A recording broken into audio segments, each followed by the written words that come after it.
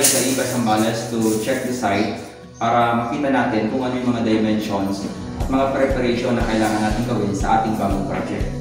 So this is a kitchen project modular cabinet na gagawin natin dito. At currently, nagsusukat ang ating head carpentry para makuha lahat ng mga details na kailangan natin gawin.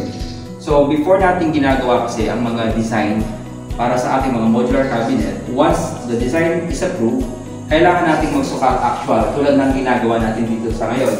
So may mga areas kasi na kailangan paghandaan, like for example, may mga depth, yung hollow na kailangan makaltas na kagad sa ating framing, and may mga binubutas sa mga back panel, like itong mga outlet na to, at of course, itong mga plumbing. So may water line yan at saka may drain na magagamit para sa ating kitchen, sink at saka sa faucet. So ito ay mga kailangan nating paghandaan, especially pagka yan ay customized design.